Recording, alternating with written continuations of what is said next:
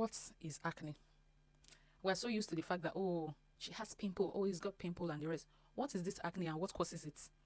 What really causes it? So acne is a very common skin condition. You get almost, if you have acne, just know you're not alone. We're in it together. Like, I have been battling mine for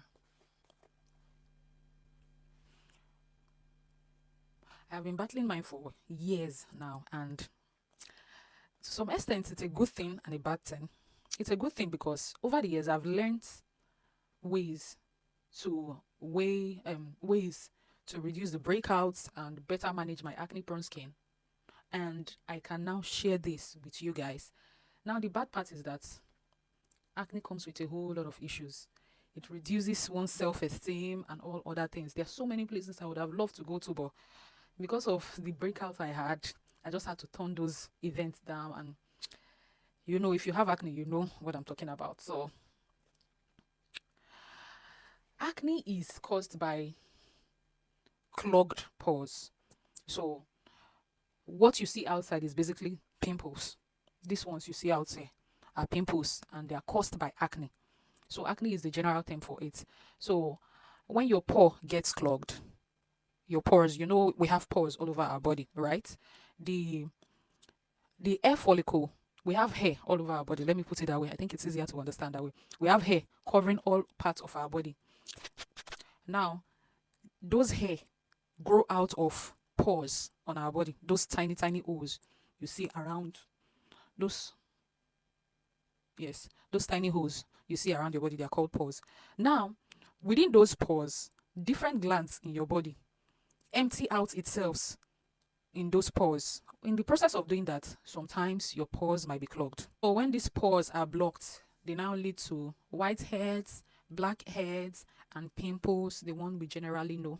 While growing up, most of us were told that, oh, the acne will just last for your teenage years. When you become an adult, the acne would go away and all those stuff. Yes, they told us all those lies. Not necessarily lies, because of course some people had their acne during their teenage years and it stopped. During my teenage years, I didn't really have acne. It was when I was now going into adulthood that I started having acne. So you see, it happens differently for everybody. You get, my teenage years were like, my face was so smooth and I was loving it. Then I gained admission into the university and boom, all of a sudden I started having serious breakout, and from then till now I've been battling it seriously. But I'm doing great. I thank God for my life. And what are the types of acne? There are 4 major types of acne, and I would mention them and what they basically are. We have fungal acne, cystic acne, hormonal acne, and nodular acne. I don't know if I pronounced that right. Is it nodular or nodular acne? Okay, fungal acne actually occurs when you have yeast build up in the hair follicles, and this might sometimes be itchy and painful. So that's fungal acne. From these types, you should actually know the type of acne you have. And take note, you might have different types of acne on different parts of your face at a time. Is that bad? Hormonal acne is basically as it sounds. It's caused by changes in your hormone, and like I said in my previous video, it basically happens to mostly women. You understand? So this is when there's a change in your hormone, and there's this build up of sebum, and it clogs your pores. There is overproduction, not build up. There is overproduction of sebum, and this sebum clogs your pores or your hair follicle. Cystic acne, on the other hand, is caused by deep pus-filled pimples and nodules, and this sits deep into the skin and cause serious scars. And this is the type of acne that you don't just want to treat all by yourself. You have to meet an esthetician for extra help. Nodular acne is the type of acne that causes, it's a severe kind of acne actually, that causes pimples at the top surface of your skin and sits deep below the skin. So it's more like a combination of comedolar acne and your pimple together. Where are the common places we have pimples on our body? I would mention based on my experience. First off, the most popular place we have pimples on our body, the face. Then we have the chest area. I suffered chest acne for the longest of times until I found the best way to treat it. And then we have back acne. We have thigh acne. I think those are the 4 major places. Now, what are the symptoms of acne? Like, what are the things you would see on your skin that would make you know that, okay, you actually have acne? The first symptom is pimples. Obviously, when you see pimples on your face, you definitely know that, oh, I have acne. And these are basically pus-filled bumps on your skin. All those bumps that have pus in it. They are also called pustules or pus. Oh, so they're also called pustules. The next symptom is papules. I don't know if I'm pronouncing these things well. So these are small discolored bumps on the skin. Sometimes red, sometimes they might look purple. Then most times they're actually darker than your normal skin tone. So that's another symptom you would use to know that, okay, I have acne. Now the next symptom is blackhead. Obviously from the name you should know what it means or what it looks like. Blackheads are basically pus-filled bumps with black at the top. I don't have blackheads for now. I would have shown you guys. Then whiteheads. The next one is whiteheads. Simply put, pus-filled bumps with white at the top, white top. So those are the differences. And these symptoms and types of acne have special ways of treating them. Hopefully we'll be able to discuss that in this. Now you may ask, okay, what are the causes of this acne? What really causes them? There are three major things, that actually causes your pores to get clogged. The first one is sebum. Sebum is like an oily substance that your skin produces to protect itself. You get, so sometimes this sebum might get clogged in your hair follicle, which might now lead to acne. Now the next cause is bacterial.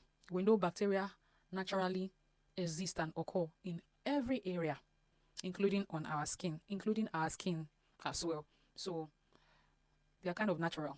You get, but when these bacteria get too much, they tend to enter into the hair follicle and clog your pores. The third cause of acne is dead skin cell.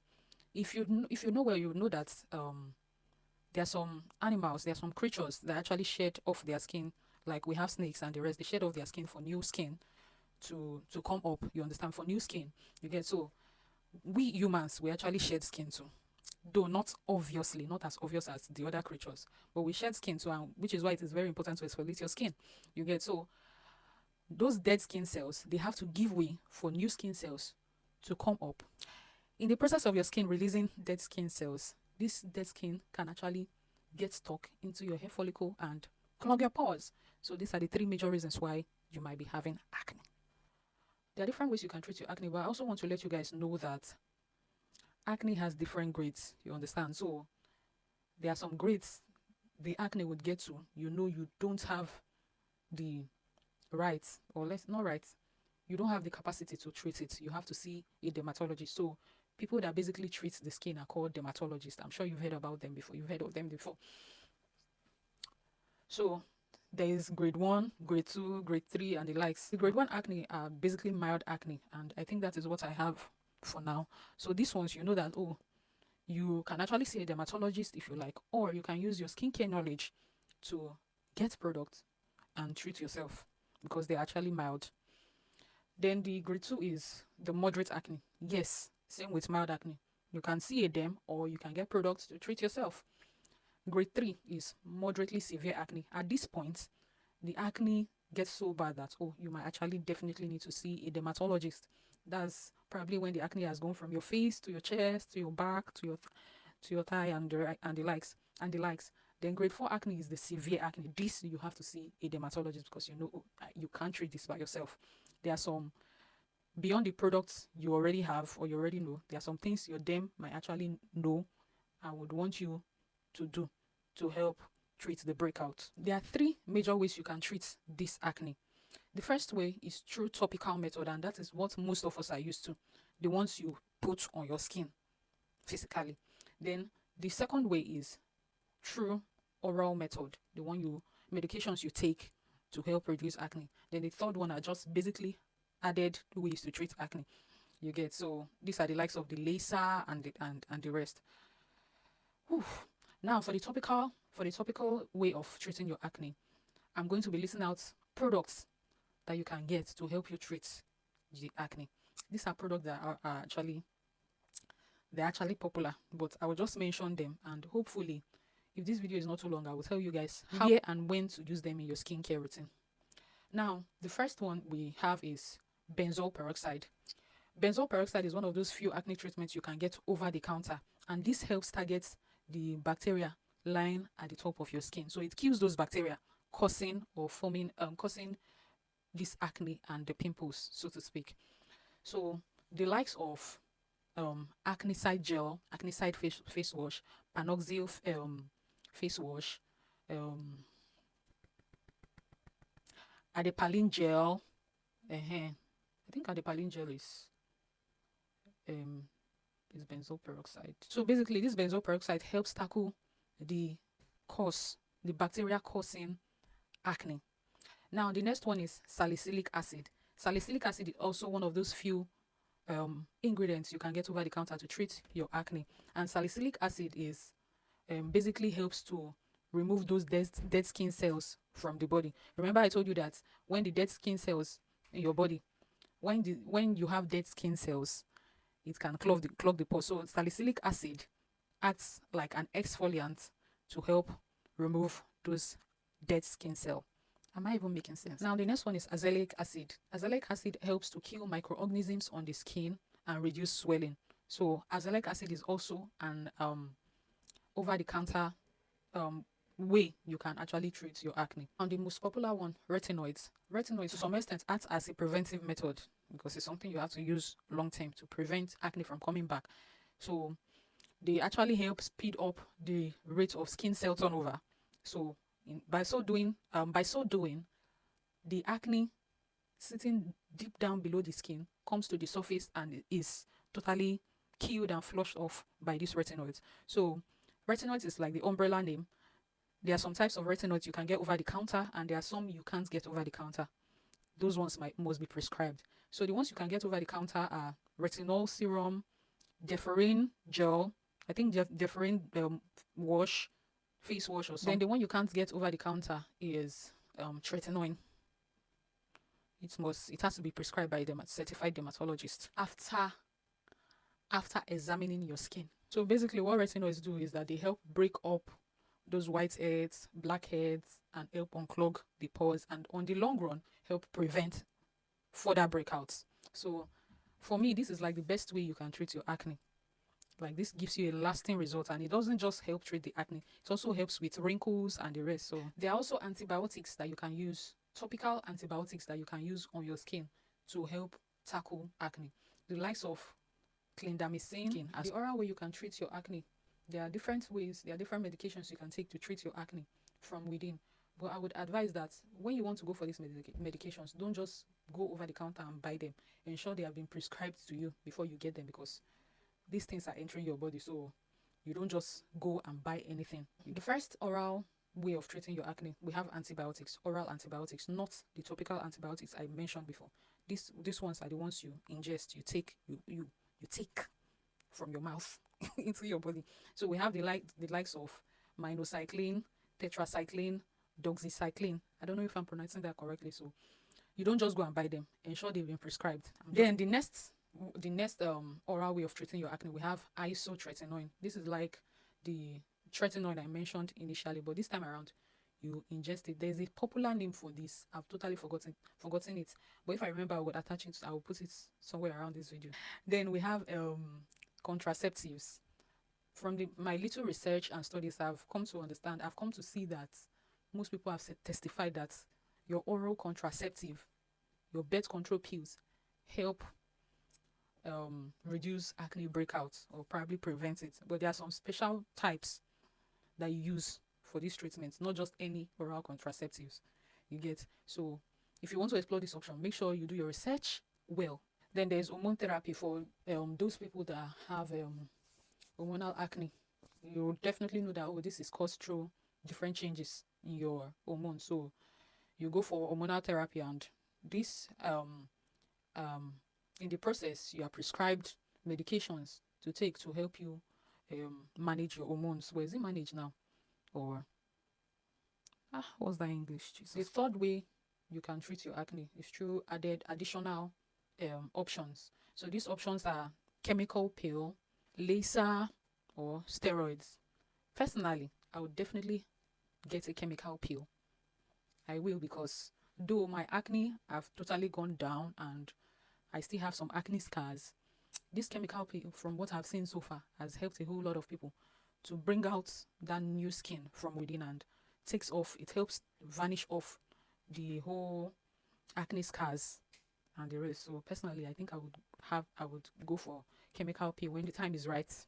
Then we have laser treatment and also steroids. Now, how do you inculcate these products in your skincare routine? In my previous video, I mentioned that, but I would still mention it again for emphasis sake. The method I used that worked for me is the HTHP method. If you guys remember my last video, I'll put the link in the description of this video so that you guys can go and watch it for better understanding. We have the hydrate, treat, hydrate, protect. That's HTHP. That's for my morning routine. Then for my night routine, we have hydrate, treat, hydrate, or treat, hydrate, treat. Anyone. So for the morning routine, I make sure I go with a cleanser that's very calm. A very calm cleanser, the likes of CeraVe cleanser, face fat cleanser, those cleansers that you know they don't have any serious actives. I use them every day. Now, if you want to get a cleanser with benzoyl peroxide with actives in them, you make sure you use them every other day. You don't use them every day because most of those cleansers are drying. They dry out your skin, so your skin will be so thirsty.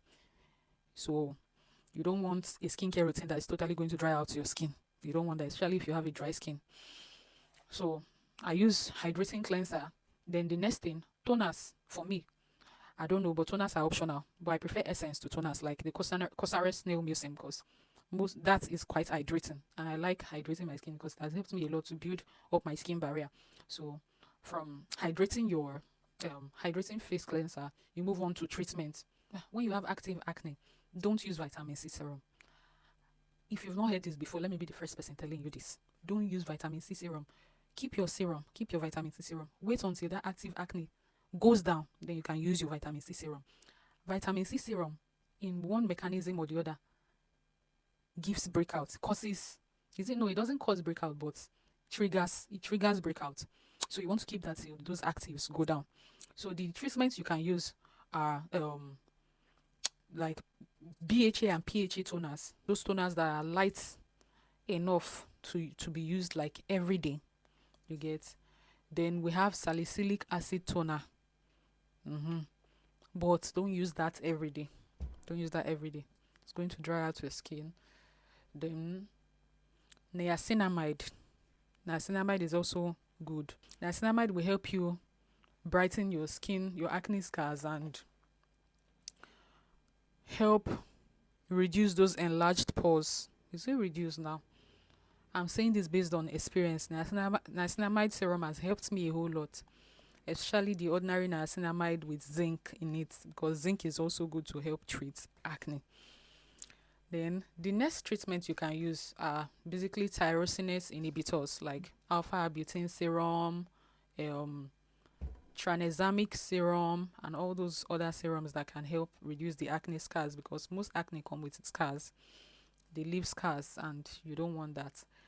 Then the next thing is your hydrating moisturizer. For now, I use the ordinary moisturizer because it has hyaluronic acid in it. You can use Garnier moisturizer, a whole lot of moisturizer. I'm just going to tell you guys the ingredients to look out for so that you can just use that as a guide to buy the product you want to buy instead of giving you a particular product name, right? So you look for moisturizers that have hyaluronic acid in them. Then you protect your skin. You use your sunscreen. There are sunscreens that are particularly good for acne prone skins. We have the likes of Bondi Sand. We have the likes of Topical. We have the likes of Biore UV. Mostly hydrating, lightweight sunscreens. You get. Then for your night routine, because we don't have the sun, your skin is more relaxed in its relaxed state, and you can do more treatments at night. So instead of doing the hydrate, treat, hydrate at night, you can do treat, hydrate, treat, then maybe hydrate at the end. So you can start with your treatment, like for every night you can use your niacinamide, your alpha butane, tranexamic acid, your salicylic acid cleanser. Yes, you can start with a salicylic acid cleanser and the likes. Then if it's the night you have to exfoliate, no, don't use salicylic acid the night you are going to exfoliate. Use your hydrating cleanser the night you are going to exfoliate. So the night you are going to exfoliate, you can use your AHA and BHA and the rest. Then the night you are not exfoliating, make sure you exfoliate twice in a week.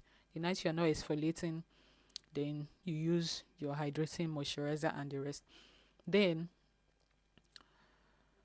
for if you are starting out your retinol or your tretinoin, make sure that the first week you are going to start, you use it once that week. Just pick a day and make sure that in the rest of your routine in that particular day, the rest of them are hydrating and no other actives. So you use your hydrating cleanser, your retinol, just a drop of it if it's in a serum form, but if it's a gel form, there is a particular way, just in a very tiny quantity, pea-sized quantity, your retinol or your tretinoin, then your hydrating moisturizer. Don't use any other active because tretinoin or retinol is strong enough. You get. Then you do that for the first 2 weeks. You use it once throughout that week. Then the other weeks you can be using your retinol twice every week. Then you build your skin strength up over time. You get. Then also get a special tyrosinase inhibitor, like your Topical's Faded is also good. You use it the night you are not using any active. You use it. So you just have to build your skincare schedule in a way that you don't use too much active in a particular night. You get. But do most of your treatments at night. So let me just quickly build a 1 week skincare routine for you. Very easy. On Sunday at night, because that's like the most important part. For morning, you already know the rule. At night, on Sunday, you use your hydrating cleanser. Then the next thing, you use your exfoliant. It could be a salicylic acid toner. It could be a glycolic acid toner, which I use. I use the ordinary glycolic toner. So, and a treatment toner.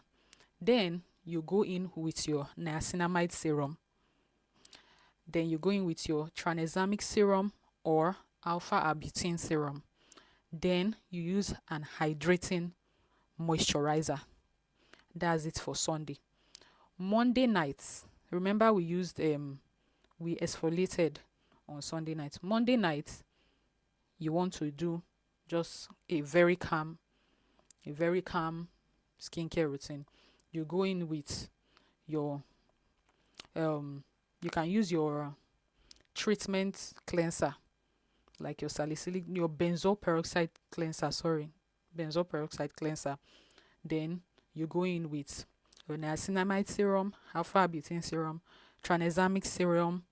Then you use your tyrosinase inhibitor, like your Faded Topicals or your Cogivite Ultra or something. Then you use your hydrating moisturizer. Tuesday night, you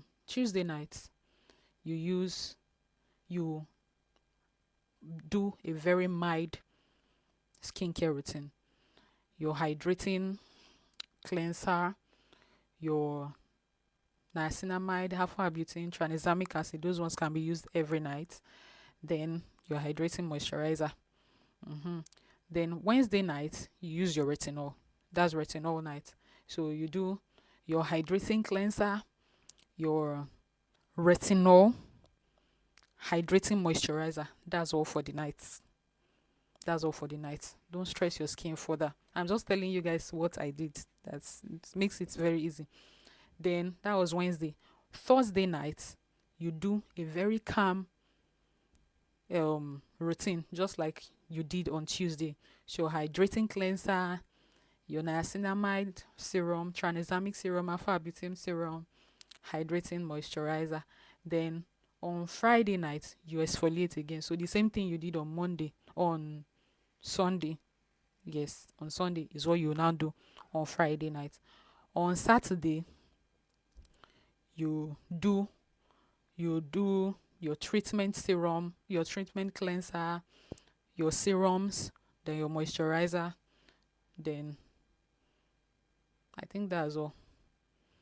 Then we'll go back. So that basically should help treat your acne. So the next week you do the same thing. The upper week you now pick 2 nights that you'll be using your tretinoin and make sure that there are no actives when you do them.